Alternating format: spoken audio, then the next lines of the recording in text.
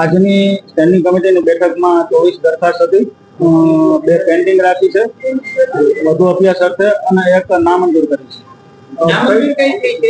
Pending 9 નંબરની દરખાસ્ત હતી ગ્રીન અર્બન પોલિસીની, જેનું કાંઈ ડિટેલિંગ અમને પૂરું માહિતી અધિકારીઓ પાસે મળ્યું નહોતું, એટલે એમના માટે પેન્ડિંગ રાખી છે.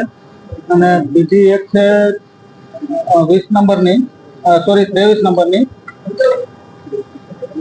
એ રેસકોર્સ રિંગ રોડ જે લાઇટિંગ કરવાનો કોન્સેપ્ટ હતો એ પેન્ડિંગ રાખી છે. એમાં એનો કોન્સેપ્ટ કઈ ટાઈપનો છે, એજન્સી શું કરશે એની ડિટેલ મગાવી છે, એ 2 પેન્ડિંગ રાખી છે.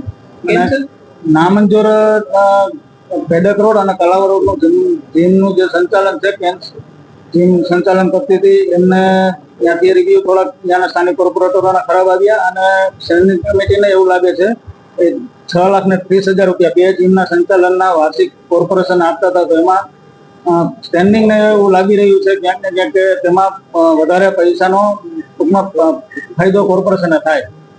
ખાસ કરીને કેટલા કરોડના કુલ વિકાસ કામો મંજૂર થયા? ટોટલ 89 કરોડના કામોની દરખાસ્તો આવી હતી, એમાં 2 પેન્ડિંગ અને 1 નામંજૂરને બાદ કરતા અંદાજિત 80 કરોડ કે 85 કરોડ જેવું અંદાજિત કામ મંજૂર કરવામાં આવ્યા.